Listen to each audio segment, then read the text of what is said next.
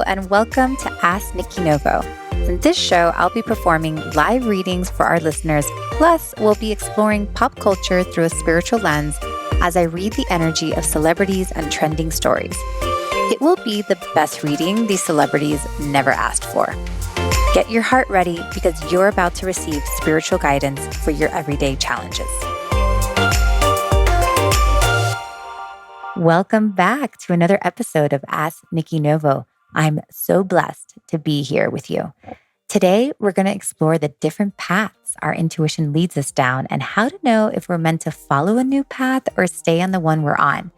For our hot hit, we take a look at the new paths Giselle Bündchen and Tom Brady are about to embark on as their divorce begins to take shape. Let's get to it.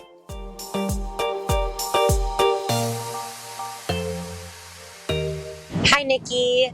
I'm at a little bit of a crossroads in my life.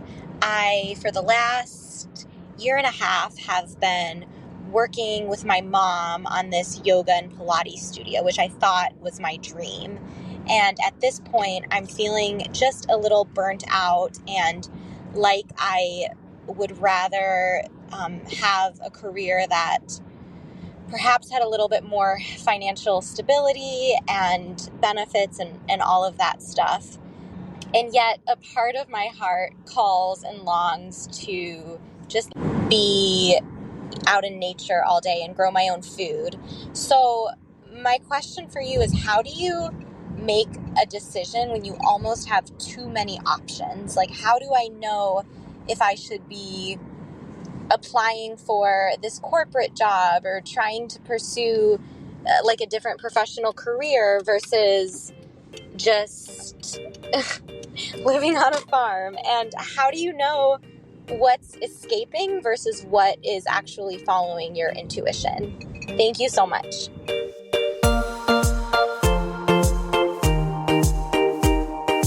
Hi, Leah. Thanks for your question. Super relatable, right? Like, should I stay on this path? Am I on the wrong path? Should I move to another path? That's the question. So I'm going to teach you guys or show you guys a little bit of a technique that we learn in the soul reading method, formerly known as Soul Teacher. It's my certification program. Like, Leah's question is a perfect question to look into her path, which at the end of the day, you can do that in the Akashic records. You're really looking at the soul's contract to see, is this person on path? Are they off path? Are they really in alignment with what their soul came here to do? So this is like a question about paths. So right away, if I was doing a full reading on them, that's the first thing I would want to look into. So of course, it was one of the first things I did with Leah was I wanted to go into the Akashic records and look at her path. But before that, she asked this question of like, how do I even know if I'm like avoiding the truth or the hard work or whatever, or if it's really my intuition that's telling me like to go another way, right? Like, how do I know that? And right away, what I was getting from Leah when she was asking that, like her body showed up for me. And we sometimes, like when we're making these decisions and we're trying to make intuitive decisions, right? Like we're trying to like go into the future, seek the future, all that stuff. We want to use those, we tend to want to use like those upper chakra centers, right? Like the third eye and the crown. Like we're really trying to like use our mind's eye, our vision to like see the future. And yes, that's definitely like a tool that we can use. But we forget that our body is a great tool as well. So like our body can give us a lot of information. So instead of just like staying in our head and trying to figure it out in the head, to really drop in and feel the body and see like what is the body trying to tell me, or not even what the body's trying to tell me, but what is the body going through? So for Leah, like I saw a lot of this almost like trying to be fixed in the upper chakra. So I saw all of her energy from the neck up, and almost like everything that has to do with this idea is only happening in the head. Nothing physical is happening. And that's like one of the problems here. Like there is a lack of grounding, and the body and like where the energy is showing in the body is going to show us that. So Leah, for sure, like when you find yourself in this place of, intuition versus like, am I just trying to avoid or whatever? Really ask yourself, like, how much of this energy is just existing in my head, or in how much of it is proof, like physical proof, meaning like, man, I have worked my ass off for, the last 3 years, 9 hours, a day. I've done all the things and still I'm not getting anywhere with this company. Or is it that like I'm thinking about it a lot? I have these ideas about it a lot. I have these visions a lot. And that's where I'm making my choices from. So um, I would first start with some grounding exercises, like really realizing that you have a lot of um, creative energy, and which can seem as like anxious energy that hangs out in your body. So really moving your energy every day. So making sure you're doing exercise and um, movement, but then also like really telling your body, like, okay, I know you're nervous, I know you're scared, but we're going to do some things today. Like we're going to do some physical, we're actually going to get our hands dirty when it comes to our path. So allowing that energy that's from your, like, it really looks like it's from like the chin up, like letting that energy take up your full body. So imagining all that energy grounding into your neck and your shoulders and your arms and stomach and legs and feet, and really rooting into the earth, like really being fully present in your full body. And then, of course, like talking yourself through any sort of fears or anything like that. So that's the first thing. And that's like how we can really like assess if we're like spiritual bypassing, or if we are truly like being called to something else. If you're like really in your body, even your body is gonna give you little things like, for me, when I'm misaligned, my health will go. And it's like telling me, like, hey, you are on the wrong path, because I'm almost like so in life and so doing things that I forget to actually connect to the higher stuff. So in this case, it's kind of like the opposite case. So really feeling and making sure your energy is fully in. Now, secondly, I wanted to look at your path, like I said. And even like you kind of gave me three paths, right? You said this current path, which is like this company, this like yoga Pilates studio. Then there was this path of like, well, I can just apply to some like corporate jobs. But then there's a part of me that all I really want to do is like, live on land and grow my own food, right? So in a way, these are like three paths. It's this current path of the Pilates yoga studio, the idea of taking a corporate job, and the food. I put like the grow life, right? So the first thing is I go into the records, I want to look at the path, and I see like the current path, right? Like, which we can call like a timeline. And I actually like draw this out because I intuitively I can sense the energy in, and then I have to like physically write it and draw it, and that's where I can like read it the best. So I'm drawing this line. I see the dot you're on.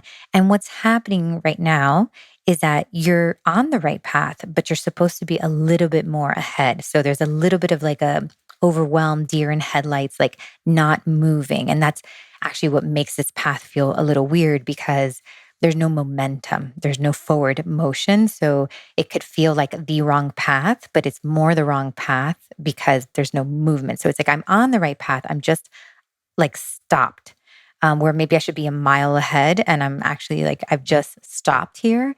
And this is what not feels right. Now, from here, I'm like, okay, well, what does it look like for corporate wellness? Corporate job is like almost like a detour. So I see that as another road. So I follow that road. And what I'm getting from that road is that um, it's going to take a lot of effort. Like it almost looks like you have to like reprogram your mind, kind of like eh, like like almost like brainwash yourself, that these like corporate setups are good for you, and that in itself is going to take a lot of effort with your mind, but it'll like kind of deny what your body is saying. So I can see you getting there, but then what happens if you take that? I see it like a detour out to the corporate job, and then it looks like it's going to take effort again to detour back into that like growing the food and living on the land life.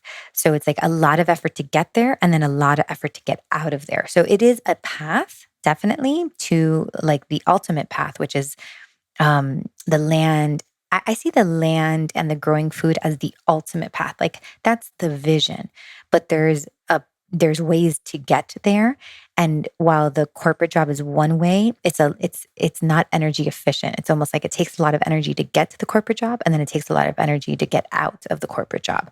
Yes, you land in the land and food, but it's kind of almost like a complicated way, as opposed to where you are and where, again, you're kind of meant to be, like that forward, that almost like that mile ahead, that momentum that we're looking for. Um, I was interested in like, what is the journey to that, right? Like, what does it take to get there? And um, this is like, if you were to stay, let's say, on this path of the Pilates, the yoga studio, all that, it really is requiring these like upper level skills of yours, which are going to be energy. So, the same way it's going to take energy to get to the corporate job, it's going to take energy to get to this place, but it's like a more aligned energy for you. Going to the corporate job was almost like a brainwashing, like kind of avoiding what my intuition and my body feels, where this is almost like using energy to become the person that is meant to live on that land with the food. So it's more of a direct path rather than the other one is like these like two detour paths, basically. And what is needed from here to there is you got to believe in your dream. Like you have to be more committed to this studio or the business working. Being open to pivoting, being open to upping your business skills, your leadership skills. Between you and your mom, it does look like the roles have to be very defined. Like, what am I good at? Like, what is she good at? And like really staying in those roles, like not, crossing over and both of you doing a little bit of the same thing. Um, and it just looks like a much stronger commitment to like this business is going to work. Like I'm going to create a business, maybe not exactly the vision I had, or what we started off, right? Like our, startups tend to pivot. Like that is very normal that they do pivot. So there might be a slight pivot from what the original vision was, but when a business can only pivot if the leader is committed to it working, like when when a leader is like, well, this is the only way it will work, then that is like most probably, yes, you're most probably going to fail. But when you are as a leader being like, this is going to work, like I'm going to have this business that's going to take care of me, that's going to ultimately bring me to this land. Like I see this happening. I don't have all the answers. I'm aware that I don't even have all the skills yet, but I'm going to invest in my own skills and I'm going to be open to like any sort of pivot that might be showing itself. And this is going to be like a beautiful thing that works. So there's like kind of a resistance to tinkering. There's a resistance to like experimenting and tweaking until this thing, this business really becomes something that is like fully functioning, that works really, really well. And that is building these like beautiful skills in you that are really true to who you are, and also like land you in that land in a way that is like less traumatic. Like I almost see like the corporate thing being like going there and coming back is like this very traumatic road that can like lead you to get sick and then unsick, where this is really like this path is really about just like getting strong. It's like you're not going to get sick. This is more just like getting strong, believing in myself, believing in the dream, up-leveling my skills, like really getting my hands dirty. And that's why that energy that's stuck in your head and your the upper chakras, they need to come down fully into the body, because this is like a period of time where you're really going to get your hands dirty. And I see if you do this for 2 years, like really get your hands dirty with letting yourself create something that is going to sustain you and give you that next step, that you will be at that next step and that it is worth the climb. And that's what I got. Hope that was helpful.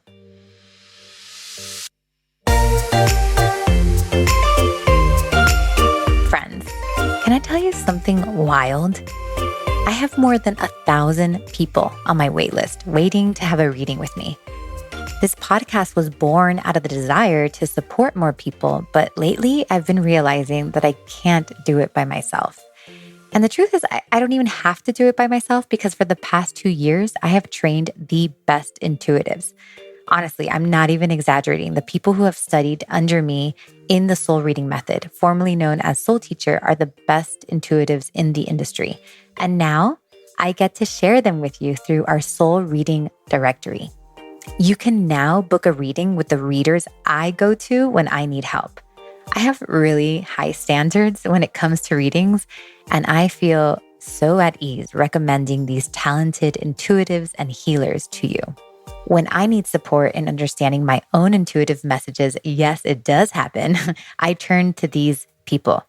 Every time I experience their gifts, I am completely blown away by their insight and how much clarity and peace I receive and leave with. They have been trained to do readings the way I do through my signature method, but they also add their own unique talents and gifts, which is so fun to experience. If you're in need of a life-shifting reading, please visit nikkinovo.com and click on the button that says Directory. You'll find my approved readers who all have different expertise and price points, so you can find support at any stage in your journey. I can't wait to hear how your reading goes. Again, visit nikkinovo.com and click on the Directory button for an amazing reading.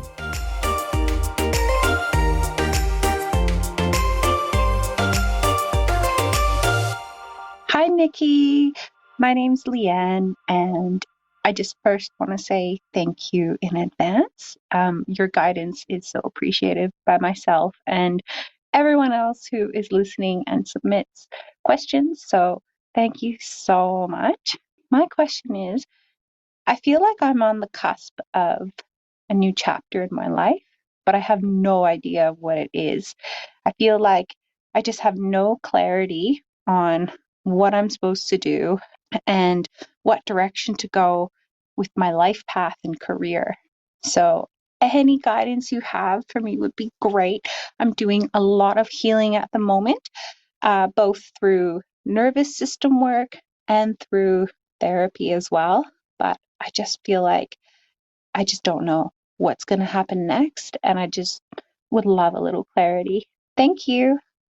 Hi, Leanne. Thank you so much for your question. I wanted to just share with you that I just felt so much excitement around your future. And I really wanted to applaud you on doing the nervous system work and the therapy work because I think some of us like try to jump over that. We want to go straight to the intuition.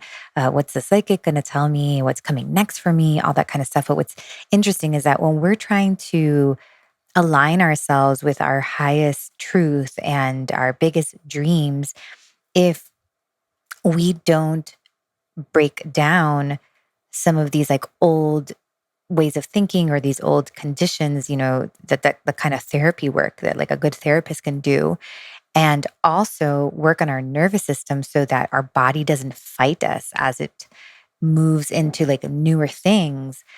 It doesn't matter what intuition or what guidance or what divine guidance comes through, and you can have the best psychic give you the best reading. We're not going to be able to live into that if we haven't prepared both our mind and our body to move into this next stage and these next expansions. So, like, thank you so much for modeling that for us and for sharing that, because that's truly what sets you up for some of the information that I'm going to share. And also, it's like what made me feel instantly this excitement energy, because you truly have like the doors are opening for you, and it has a lot to do with the walls that you've been breaking down through the work you've been doing. So just I wanted to applaud you for that. Okay, so and thank you again for the example.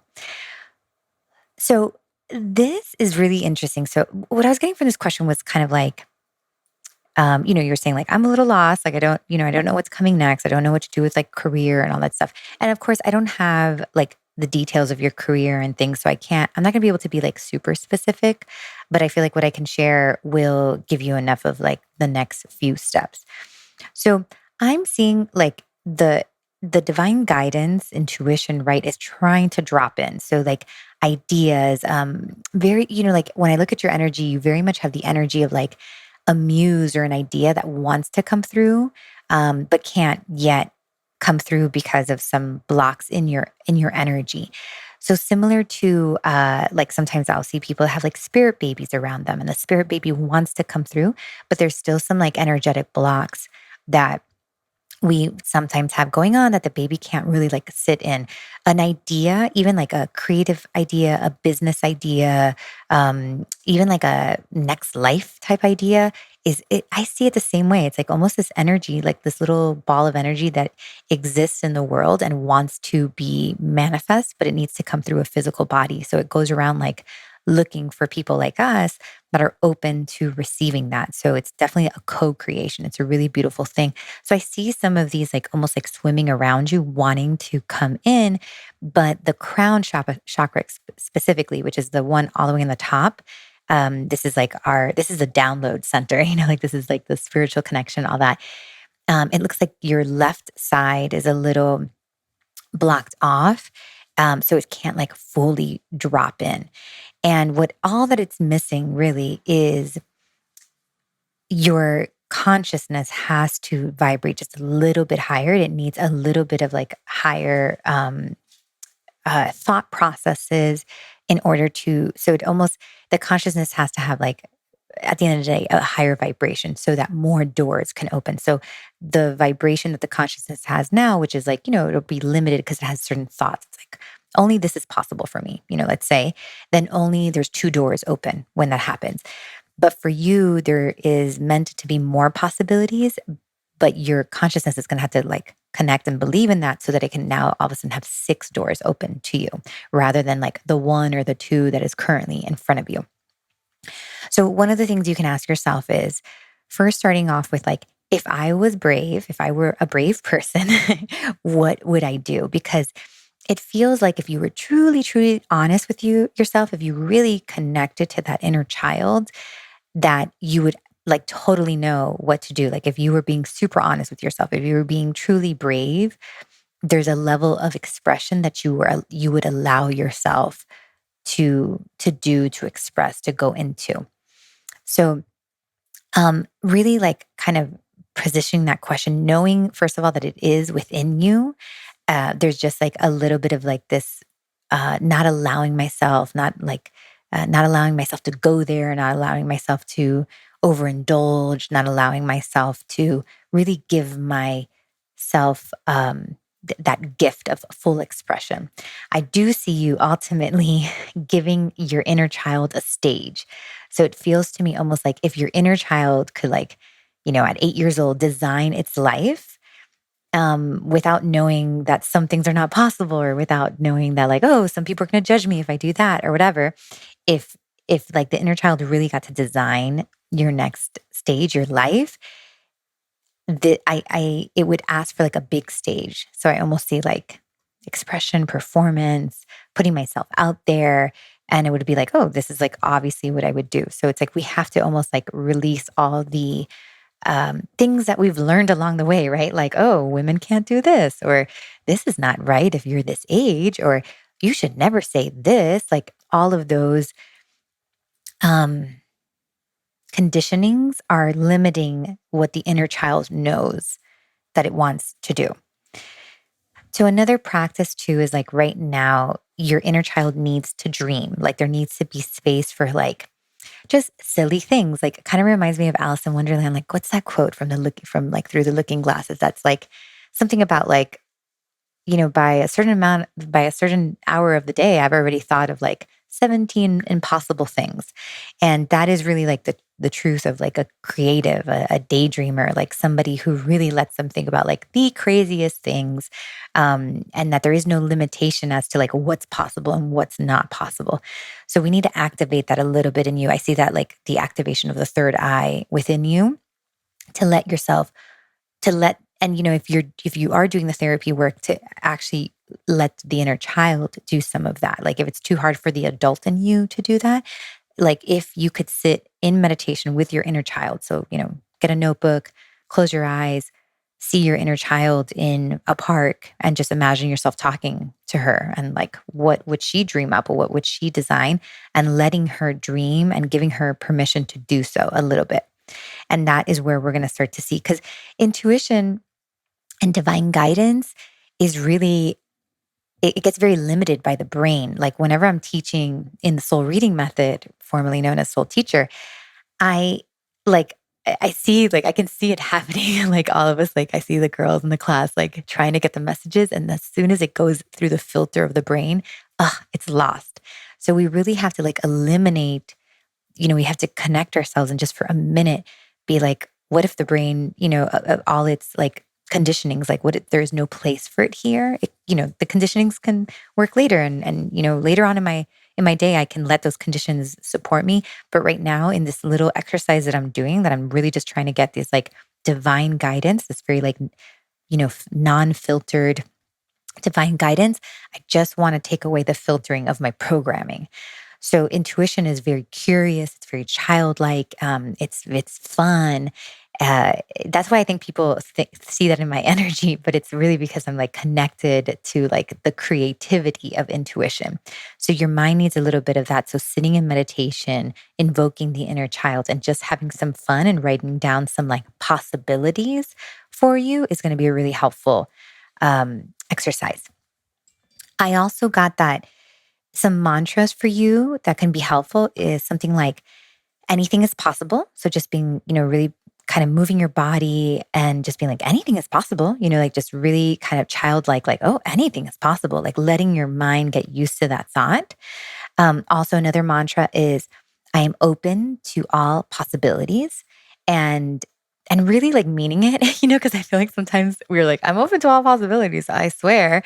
And we, in our back of our mind, we have all these like, well, I'm only open to possibilities if this and this doesn't happen. So really being like, kind of getting your energy there, like to connect to like some being somebody who is open to all possibilities, like that freedom of like, I am open to all possibilities. So I feel like there's movies that we watch sometimes that there's these characters that are so free and they're like bohemian. And it's really the energy of that, like really being like, I'm open to all possibilities. Like I will listen to all ideas.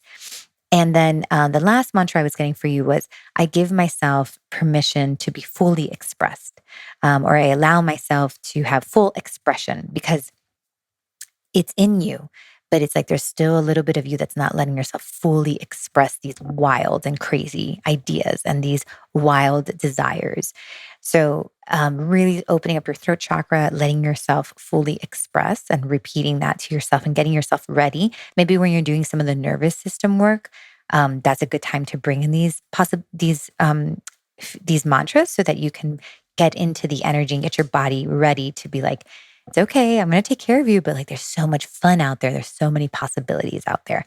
And opening yourself up to more doors. And that is where this next idea, or like where this truth is really going to have space to be heard. And then next stage is to have the bravery to follow it, and get yourself the help. Like once you kind of start to see like, oh, like this is the thing that if I'm really being honest, if I'm really being brave, this is the thing I want to do.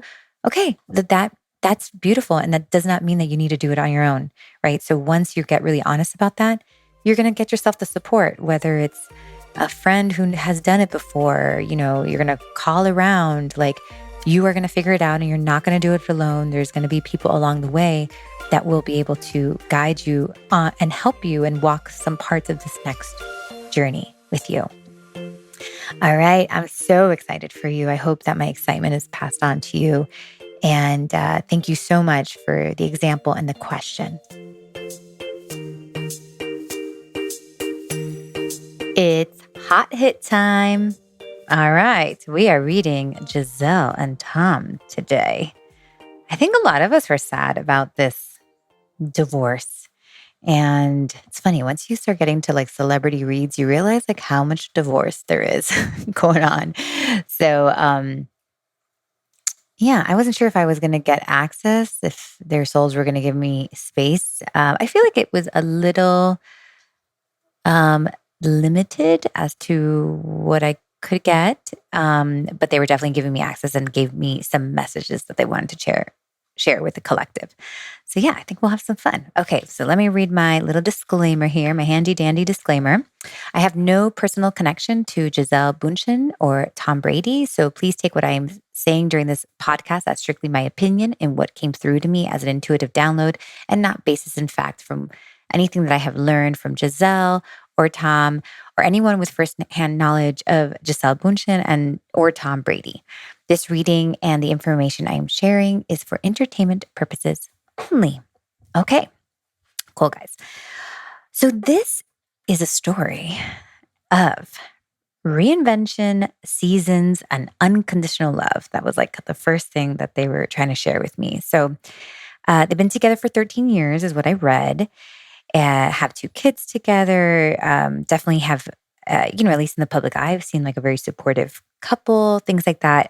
But there's been all this gossip around Giselle wanting Tom to leave football, and then he retired, and then he came back. From what I understand, my husband doesn't follow any sports, so I don't know too much about sports. But I was researching this a little bit. And it's funny, Giselle's soul was like, annoyed by what was being said in the media because she was like feeling like it was all misunderstood and, um, like just not told the right way. So this is really like, so again, we like to read these celebrities not from like this gossipy place, but really like what can these stories teach us and how can we reflect in our own lives, like based off these stories. And this is like kind of a sad story because it's like these two souls that were together, a lot of love between the two, a lot of, such beautiful people. You would think that it would be, filled with like scandal and outside relationships. And like this was like a really kind of beautiful family. Giselle specifically seems like she comes from very strong roots. So being like a loyal wife and a good mom is very natural to her. So their family was kind of as normal as, as you might think, or I guess like more normal than we would think, let's say. So and that was a lot of what they came together for. They were both had those same values. It seems like they both came from these like good, like these roots that wanted to then create a family with strong roots. So that was a lot of why they came together.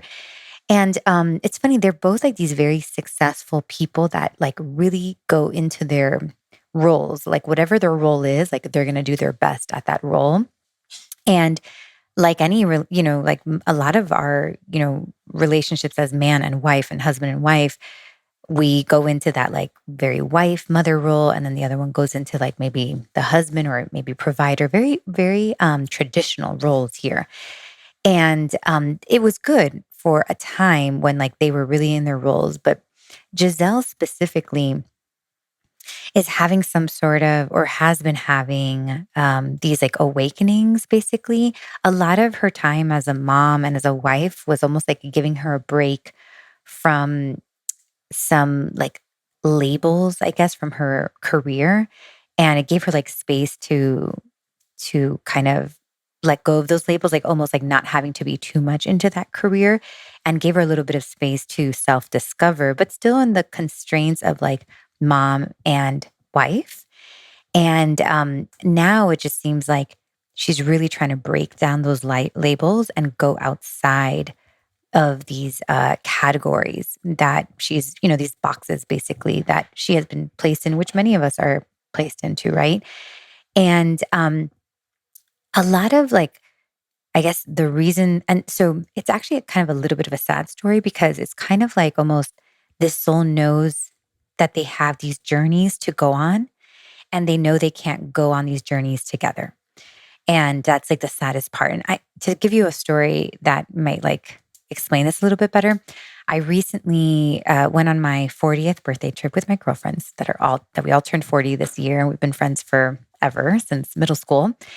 And when I left Miami to move to North Carolina, I kind of like just breezed over the topic of like saying bye to my friends. Like, yes, we had like a little dinner, whatever, but it was very much like, don't worry, I'll be back. Like it didn't feel like so permanent by any means, right? And I didn't even like let myself feel anything. But I go on this trip and they all fly in to San Francisco from Miami and I fly in from Asheville, North Carolina. Have the trip, have the best time. We all are flying back home from San Francisco. They're all going to Miami and I'm going to Asheville. And my flight's 2 hours later than them. So I say goodbye to them. I see them going on the plane. And all of a sudden, like all this sadness that I hadn't like allowed myself to feel started coming over me and realizing like how much I love these women and my sisters and like these friends of mine that have been with me this whole entire journey, but also knowing that I can't be on the same journey with them anymore. Like very much knowing that my heart was pulling me to another journey, which is moving here, moving into this life that I'm living, and just this like sadness of like loving them deeply, but also knowing I can't be with them. And that's a lot of like, as soon as I was reading Giselle and Tom, I was like, oh, this is a very similar story. It's almost like I love you deeply. We love each other deeply. But these journeys, specifically Giselle's journey, Tom seems like almost like a journey he has to go on, but like doesn't really want to go on. And she like knows that she's being pulled into another direction with a lot of sadness, though at the same time, like just very similar to that airport story that I'm telling you. So that's, I think, what makes this situation a little sad. Um, she was also, Giselle was doing more of the, like her soul was speaking more than Tom's. But she was really talking about the throat chakra, both of them, like kind of like referring to both of their throat chakras. And there's something about this relationship that really doesn't allow them to express their true voice. It seems like almost kind of like, I don't know if you guys ever watched Michelle Obama, like talking when she wrote Becoming, like after she, after they were out of the White House, she talked about like how for all those time in the White House, like she was super limited as to what she could say. And, that was why she was excited to write the book. And of course, I'm sure she's not like saying it all, but she had a little bit more space to speak. And that's kind of like, there's something about this Giselle and Tom relationship that it seems like almost his position is almost political, and has like his brand has such like an important place in like these franchises, like the NFL franchises or something. So like she is not allowed to really be herself or express herself because it'll reflect on him and like cause problems in his career and things like that. So their throat chakras are, and then and then also she was kind of complaining that his throat chakra is limited because of his position, but also he's okay with the limitation. She's the one that's like not okay with these like limitations. And this is why specifically like she's looking to not be connected to this person so that she can be a little more of herself and be more expressive and be more authentic. So that was like, it's the throat chakra is causing a big problem. And then I was wondering about like this football stuff. Like, is this true? Because there's all these articles saying that like she was, pressuring him to leave football. And, that's whatever. And that's the reason they moved. And I don't know, all this stuff. I don't know all the details, but I was asking about that. And she was showing me like his hands. Like she was like kind of pointing me towards his hand. And then like a football would fall into the hand is what I would see. And what I was getting from that, she was saying that like, as long as there was like a football, she like lost him. Like it seemed like this is a person that is so focused on this one thing, kind of like that uber focus, like how some of us who are like ADD or ADHD, like we can't focus on a lot of things, but then there's like this one thing that we like really lose ourselves in. And it seems like that, football is that for him. And she was just kind of saying like, I need presence. Like she was kind of saying that like, I lose him, and not necessarily that it was like an ultimatum. There was just more like, if you could do football and be present, then fine. But it seemed like there was like this loss, like almost like, not, I don't want to say addiction, but like nothing, like I could ignore everything and just like really put myself into this football where I'm really good at. And like nobody, you know, like challenges me to like look at my faults or whatever. And it was kind of almost like this place that I can hide in. And she needed like more presence, and she just kept losing him and to this thing, which I think a lot of us can relate, right? I think any anybody that maybe is with a partner that is a workaholic or like really, that like almost I can just stay here and it's like this cloth, this cloak that hides me from like looking at other parts of myself. And that was hard, it seemed like. And she really wanted to evolve and evolve the relationship. And then in addition to that, like Giselle is very aware that she's moving into this journey of like, who am I? Like, who am I, outside of being a supermodel? Who am I outside of being this person's husband, these children's mother? And it looks like he's gonna be like forced into that soon, but there's a little bit more of I don't want to say denial, maybe it's not the right word, but almost like just not wanting to go down that journey. And there's nothing wrong with that. It almost seems like he doesn't have to go down a who am I kind of like find myself journey. And he's like trying to, I don't even want to use the word avoid because it's like almost not the word. It's just like the choice, like he's like going to choose to not go there as much as like she wants to jump more in.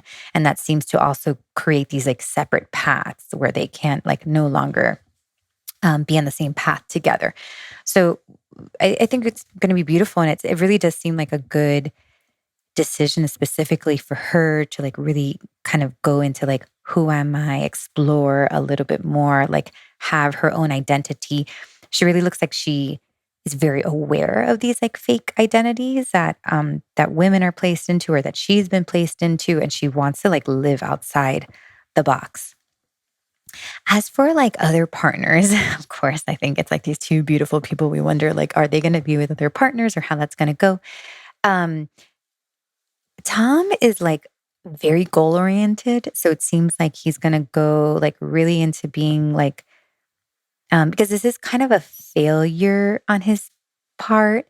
It's kind of how it feels. So it looks like he's going to like really throw himself into like the work and the kids. And almost really try to avoid partnership, but it does look like he does like to have a partner. So maybe just will try to be like hidden for as long as possible. And Giselle's just going to be very free. I feel like the media, the patriarchy media might go after her and try to paint this picture of her like being a bad mom, or whatever the patriarchy like wants to do. Like it looks like there's going to be like when we look at what's going to happen media wise, like this is where the patriarchy is like really going to try to uphold the patriarchy. So almost like, look at this great dad, like still working and being a dad and all these things. And then like, look at this woman running off to Bali and like these sexy photos. So we're probably going to see a little bit of that because this is very much a patriarchy story. This is very much a like stay in your roles story. And this person, Giselle, very smart, very trying to like get out of these roles, but in a safe way. But there is going to be some backlash for this lack of categories and roles that she's like really trying to break down. So I think it'll be interesting to watch her after this. I'm sure so many of you relate with that, right? And I think that there is, Benny and I, my husband and I went through that. Like we went through a reinvention after 10 years of our marriage. And our journeys were about to go in different ways. And we both wanted the same thing, like to go outside of those boxes. And that's how we were able to stay together. But we were both very aware that we might not be able to stay together. So it's sad. It has nothing to do with like, failing. It really doesn't. It's just like these journeys start to show themselves and not one journey is better than the other, And it's just sad when some people are like, when we're not meant to do journeys with each other, but we've been doing a journey for so long together. And this is like a split in the road. It's like a fork in the road for this relationship. So that's what I got, guys. Hope that was helpful. Hope that gives you a little bit of reflection and can't wait for next week. I leave you with this blessing, a sacred song written and performed by my dear friend, Lindsay Simsick. This is Clarity. All